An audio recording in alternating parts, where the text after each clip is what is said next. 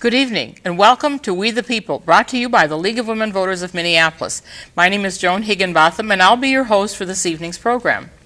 Tonight, we're going to talk about Nimbyism. Nimbyism, you might ask, what does that mean? Well, it says, not in my backyard. And what it really is about people who are concerned about an issue and think there should be some changes made, but not changes that are going to affect them. Tonight we have with us two guests. Our first guest is Haila, and Haila is a principal planner for the city of Minneapolis. And Conrad DeFiebre is our other guest, and Conrad is a longtime journalist in Minneapolis, and right now he is with Minnesota 2020. Welcome to both of you. Good to have you with us. Glad to be here. Thank you. So I'm sure you must deal with Nimbyism every day. Well, indeed, we deal with concerned citizens every day. A lot of what I'm involved in is land use planning, and a lot of what we're focused on with planning is mitigating the impacts of development on communities. Nimbyism is a sort of pejorative term, but what it effectively comes down to is people concerned that something's happening and it's not what I want and it's near me, city or somebody, you do something about that. Now, you have had a lot of experience over the years working on issues like this. Is there usually some truth on both sides? I would say yes. Certainly, we value property rights in this country. That's true. Very greatly, and a lot of people's reactions, NIMBY reactions, are based on concern for their property. I find the work I do at Minnesota 2020 revolves around transportation, and I find that in the transportation area, it crops up quite often. Nobody wants to have a road run right through their property or a bridge too close to them or something like that. Of course, the most recent example is the Southwest Light Rail line, which is raising all kinds of hackles around Cedar Lake in Minneapolis. Well, and the Central Corridor, I mean, that seemed like everybody along the way had some opinion about that. Indeed, they did. I was involved in the Central Corridor process, and there's a trade-off. We want these transit facilities, we want the access, we want the advantages, but there's costs associated with that, and they are often borne by the folks who are closest to the line, even though the benefits go to a wider group. And there's a lot of folks along the Central Corridor who were concerned that they were bearing too many of the costs and had borne too many of the costs historically. So we needed to address that for it to make the project work for them. Now, were there a lot of citizens who were really just eager to have the Central Corridor go through? I mean, it seemed like it was more the government that was eager than the citizens. We heard from a lot of folks who are excited about the project happening. I think more so than any given line, just to have it built out, like so many major cities and major metros we're competitive with across the country. A fixed route transit system, it adds dynamism, it pulls an area together, it provides alternatives, and it really builds up the image of the city. Getting into the nuts and bolts and the nitty-gritty of what happens on the ground, though, is where the rubber really hits the road, is where people really start feeling uncomfortable. It's nice to show a map, it's nice to have a plan, but when it does land, it's landing in someone's front yard or backyard. It was interesting during the Central Corridor process, we had some NIMBYism from some very important institutions. Mm-hmm. The University of Minnesota and Minnesota Public Radio were both very concerned about the effects of vibrations from the trains on their operations. Laboratories at the University of Minnesota, sound studios at NPR, and those led to negotiations that ended up with some technical answers to their concerns. Now, was it because they were the big elephant in the room that they got listened to? I mean, I guess that's one of the things that people talk about when they talk about these sorts of things, is that, well, the people that get listened to are the ones with big pockets or that have a big presence. I think your chances of getting something out of the situation are a lot better if the greater stature you have.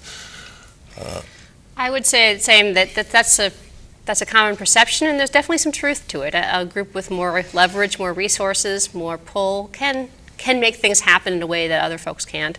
As a planner, we really do feel in our profession that it's important for us to hear the voices of everyone, including those who aren't empowered, who don't have resources, and really try to bring those to the table, try to participate in them.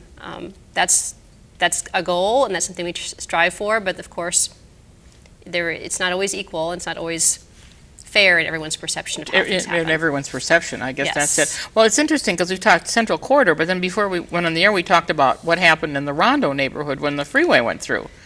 Now, that's another example. I mean, it's kind of the same people getting That's hit. an example of a case where probably some more Nimbyism or some more powerful Nimbyism might have done some good.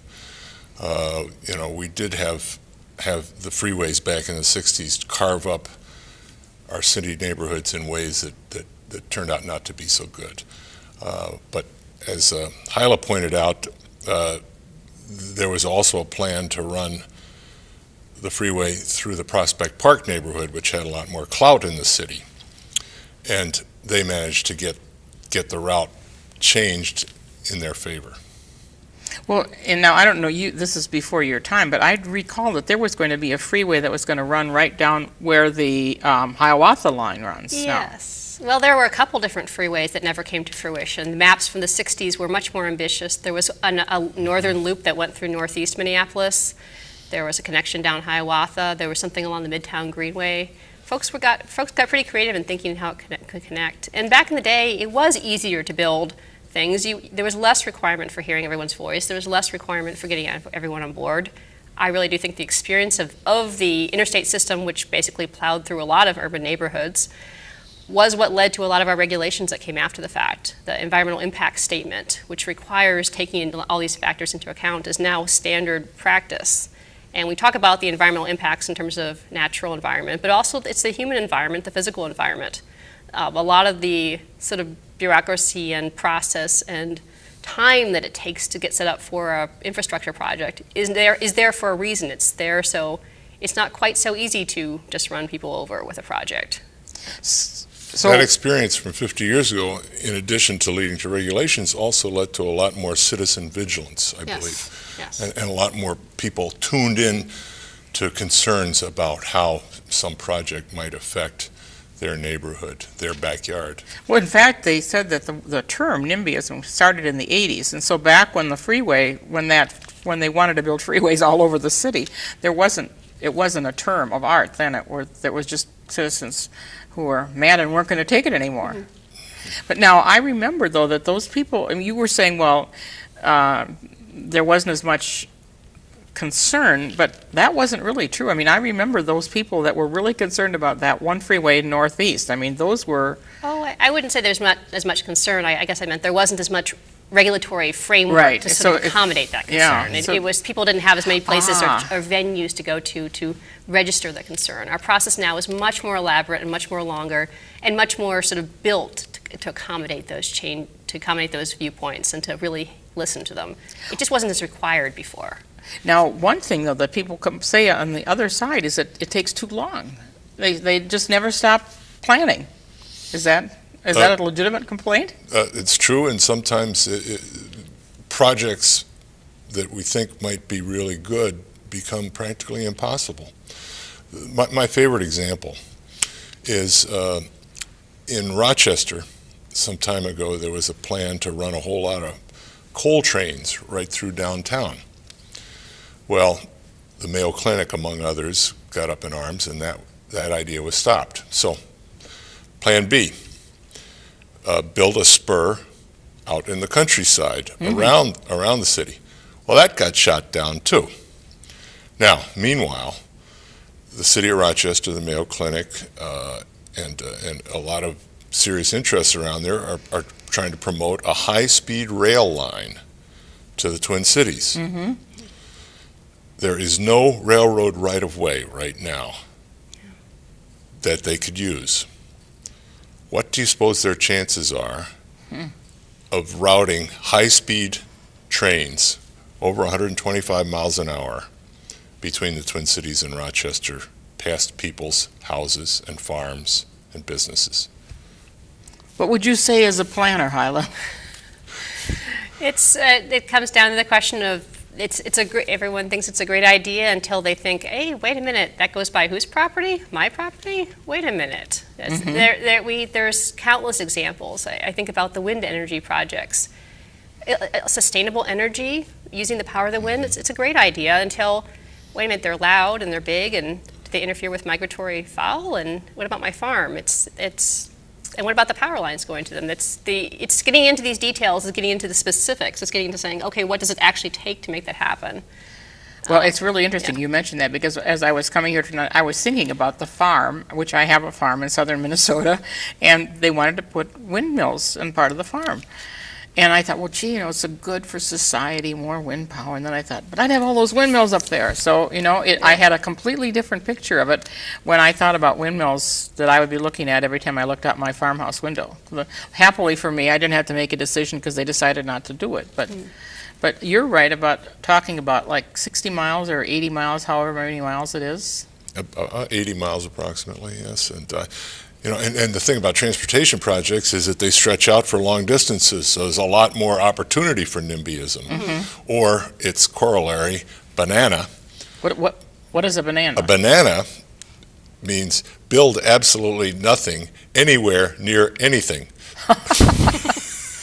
And that's probably what we most like, right?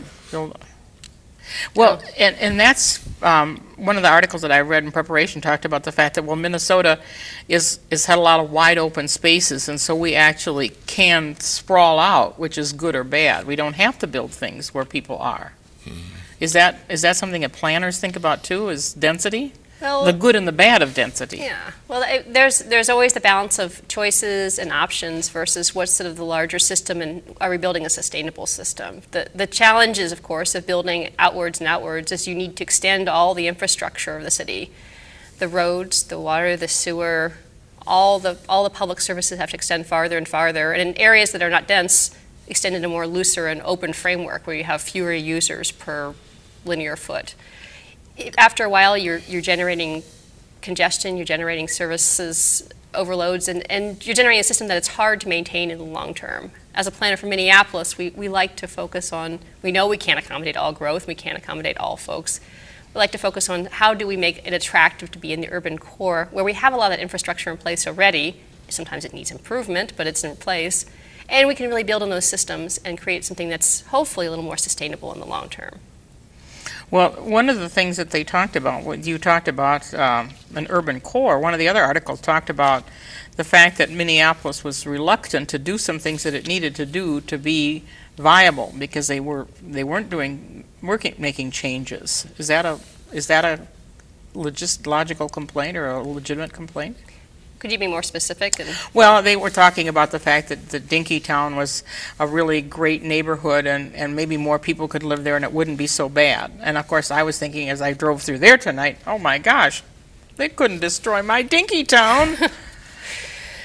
We have some areas where there's multiple policy objectives converging, and Dinkytown is a perfect example of that. We need to grow as a city. We need to increase our population. We need to increase our tax base. Just because we need to keep supporting all the good stuff that people love about Minneapolis. And if we don't keep some level of investment continually going in, the city can't sustain all the great parks and schools and trails and parkways and libraries and all the great things that people love about Minneapolis. But that said, we have areas that have character and charm and history and even nostalgia, places like Dinkytown, where we do want to preserve something special. So there's the careful balancing act of how do we infuse new development, new growth, and how do we protect what is valuable? How do we not, so we say, kill the goose that lays the golden egg by overtaxing it with growth? And the growth within the core is really important too, because that's sustainable growth. You talked about the sprawl, which is very unsustainable and is killing the planet, is killing people with long commutes, is just a terrible waste of resources. And it's very expensive. Yeah. Oh well, that unsustainable is another word for that. Well, so how do you see the balance for the 7-county metropolitan area? Are we doing a good job of trying to balance the need for parks and open space with the need to build more stuff? Well, we're very well blessed with parks. Our forebears, the men and women who came before us, were very smart about that. much more so than most other cities in this country, I would say. And so, you know, we have room to grow around these great assets, I think. An example of really poor Nimbyism around this is in my neighborhood of South Minneapolis, there's a school called Minnehaha Academy, which recently wanted to do some expansion, build a new sports arena, I believe, and maybe add some other facilities. And my neighbors, which I would consider as a matter of knee-jerk, rose up against it. They claimed that it was going to increase traffic in our neighborhood. My neighborhood has hardly any traffic at all, still. I said, to me, a strong Minnehaha Academy is good for my neighborhood. Mm-hmm. And I was very opposed to this, and fortunately they did not win out, and the project went ahead, and it's still a great place to live. And now that must be the sort of thing that you find all the time. Yes, and we have the concern about growth and increased activity is a very common complaint folks have. They say, is it going to bring more traffic or more noise or more people or later hours or more litter? There's always something that could be generated, and sometimes it's based on reality, sometimes it's just perceptions and fears that haven't been fully realized. It's just saying, we're not quite sure, so we're going to play it safe and say no. Is a lot of the reaction. Of course, when it comes to the city, it's our obligation to listen, and we really do want to hear what people have to say, but decisions can't be just an aggregation of all of the personal viewpoints. There are larger goals and larger purposes at work and larger things we're trying to accomplish as a city, and there's always a need to balance them, and we want people to feel heard and respected and appreciated, but that doesn't mean we always let them have the final word. Now, in your situation, the project did go ahead. Now, is it completed? Are the neighbors? Oh, it's been completed for years. Yes. And how are the neighbors feeling about it? I haven't heard any complaints. I mean, I think what your point was a good one. Do you think that people are maybe more concerned than they have this picture in their mind that's not very real? I think it's the human condition that our worries are frequently greater than the reality. Well, how do you deal with people's fears? I think it's important for people to feel listened to. No one wants to be dismissed and said, "Oh, you don't know what you're talking about." Although that may be the case. Even if sometimes folks are coming from a position where they don't have all the facts, I think it's still an opportunity to say, yes, you're being heard. Yes, your information is being recorded. Yes, you are part of this discussion. You're part of the process. But these are the facts, this is the other information. And of course, when it comes to property rights, there's only so many, even if there are reservations, there's only so many things you can keep people from doing something with their property. We're doing the best we can to guide it and make it an asset to the community and not a liability. But people do have a right to do something with their land. And the sort of banana approach of don't do anything anywhere at all, we can't really live with that on a large scale. So we have to allow change. We just try to guide it in the right direction. You know, we haven't really looked in any detail at the big NIMBY right now, which is the Southwest Light Rail line, mm-hmm. which is actually, to my way of thinking, dueling NIMBYs and a NIMBY within a NIMBY. You have, the plan was to move some freight trains that now go through this leafy neighborhood around Cedar Lake in Minneapolis to St. Louis Park. And St. Louis Park tentatively agreed to do this some years ago, and they got some money to clean up a bad industrial site, Superfund site.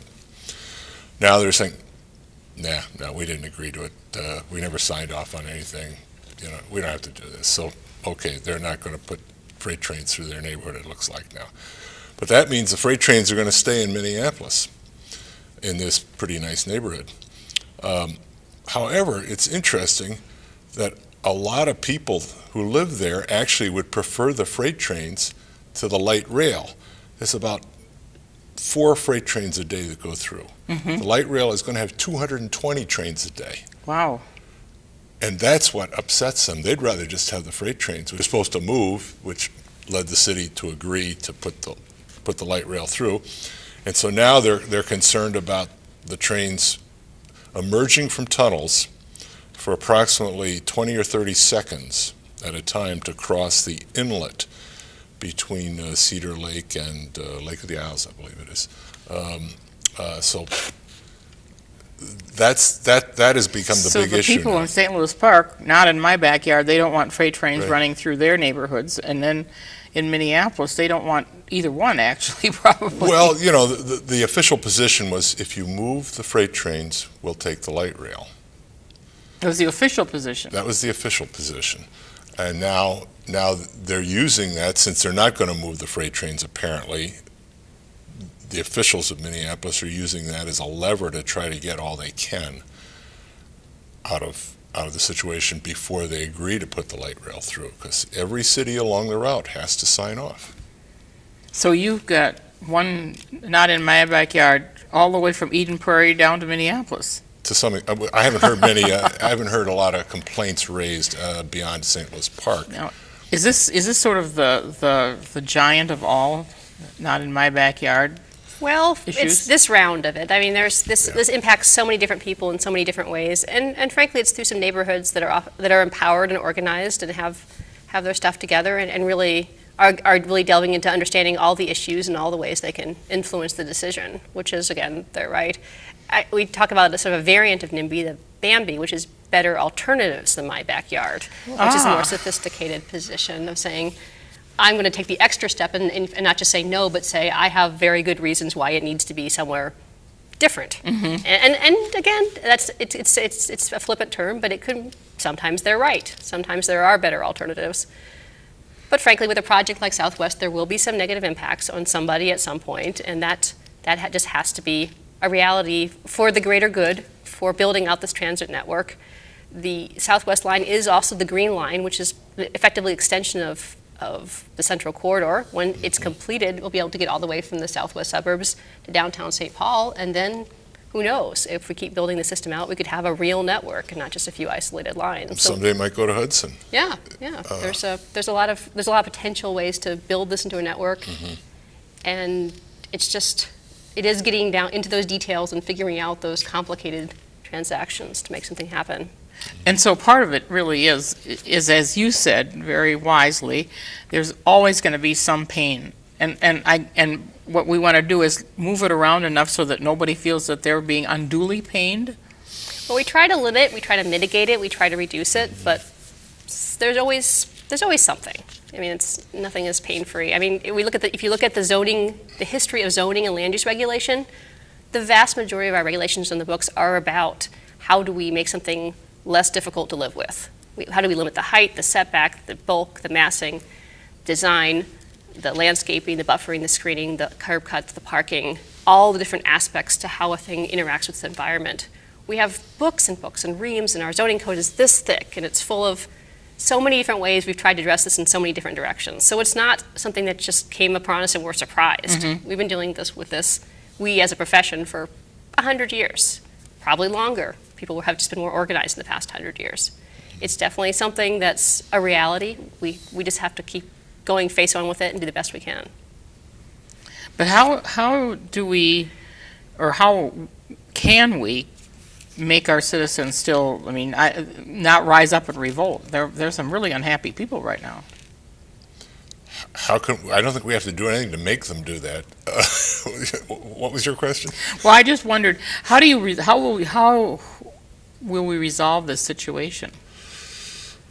I believe that for the greater good, we need to build the Southwest Light Rail line, and somebody's going to end up unhappy. And as I said, even if they move the freight trains, figure out a way, which they're now looking for, to get them out of that Kenilworth corridor, it's called, then some people in that area are going to be even unhappier, because then the light rail trains are going to run at ground level. And so then they'll have them 200 trains a day, every few minutes will be going by. Yes. Well, now the Central Corridor people, it's a done deal there. And now has the sort of the furor that might have been there, has that died away and people are relatively resigned? Well, it's almost done. So the construction, I believe the line's opening this coming spring. They don't have a date set, but it's mighty soon. It's coming together. We still have some folks rumbling and not quite happy, but I mean, it's a done deal. People have come, once it's out there, people have to come to terms with it, and most people do find a way to come to terms with it. You can't just hang on to grudges forever. You have to move on. So I would say in addition to the institutional concerns about the Central Corridor Green Line, there was a more widespread citizen concern in the Summit University neighborhood. And they actually got something for their concerns, which was more stations built. yes. Well, the line was never meant to be an express route between the two downtowns. That's still going to be the 94 Flyer. But this will further slow the trains down because they added, I believe, 3 stations at very short intervals. Yeah. So in other words, those people that said they were concerned and they had their concerns were listened to, and these people weren't necessarily the most powerful people on the block either. Well, they had a legitimate concern. They said, well, right now we have the 16. The 16 stops all the time, and it provides regular access. Suddenly you take away the 16 and you give us a service that stops less frequently. We have farther to walk. It comes less frequently. Are you taking away some transit service from us? Are you making transit not as convenient for us? And then everyone stopped and said, well, the train's nicer and prettier and looks better. And they said, yes, but do we have the same convenience we did before with the 16? Everyone paused, and it was sort of a little while, and they said, okay, we're going to add some stations in. And yes, it's not an express. It is slow. It's actually operating more like a streetcar than an LRT at this point with the way it's going to be lined up. But it was directly addressing something that was a fairly valid concern in terms of reduction of transit service on an important corridor with a lot of transit-dependent people. And, the people there were not totally powerless. They did file a lawsuit, Yes. Just as the university and NPR did. Yes. So they did. But what I think is interesting, and maybe what we as viewers want to take away from this, is that we actually are being listened to more now than we maybe were 50 years ago. So that's a good thing. And change is not fun all the time, but it really is necessary for us to stay the strong and vibrant city that we are today. So embrace change, everyone, and see what we can do with it. So thanks to our guests for being with us tonight. Haila Mays, Thank you. Principal Planner for the City of Minneapolis, and Conrad DeFiebre, journalist and with Minnesota 2020. Thank you. And thanks to you for tuning in tonight to We the People. This is Joan Higinbotham saying we're glad you joined us. We hope you'll tune in again.